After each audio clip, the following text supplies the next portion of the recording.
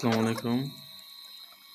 আজ থেকে 5 দিন আগের যে সকল কাজ করেছিলাম, এই প্রথম কোয়েল পাখির বাচ্চা ফুটে সেটা ইনকিউবেটর করে আজকে 5 দিন চলতেছে।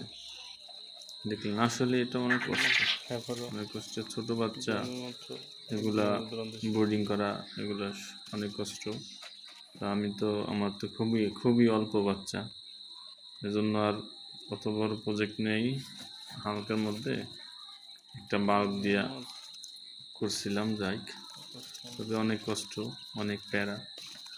এগুলা ভাবি যে আসলে যারা খামার করে বা করে তারা কত কষ্ট করে, আসলে অনেক কষ্ট হয়, ভাবা যায় না যে কত কিছু করা লাগে এই বাচ্চাগুলা। তারপর আবার এমন আছে একসাথেও সব মারা যায়, অসুস্থ হয়ে যায়।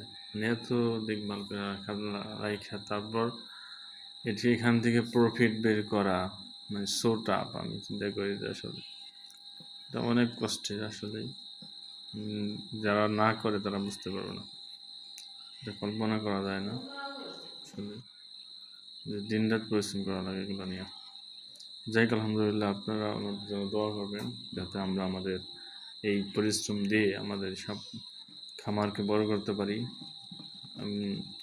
একটি ছোট ছোট করে আর কি, একদিন হয়তো বা বড় করতে পারবে ইনশাল্লাহ। আমরা সবাই তার জন্য দোয়া করি, যে এই খামারটি দিয়েছে তার জন্য অনেক অনেক শুভকামনা ও ভালোবাসা রইল। সবাই একটু মাশাআল্লাহ বলে দিবেন ইনশাল্লাহ। আর আরেকটু পরামর্শ দিবেন যে কীভাবে কী করলে ভালো করা যাবে, সেই পরামর্শ, দোয়া ও সবার সুস্বাস্থ্য কামনা করে বিদায় নিলাম। আসসালামু আলাইকুম।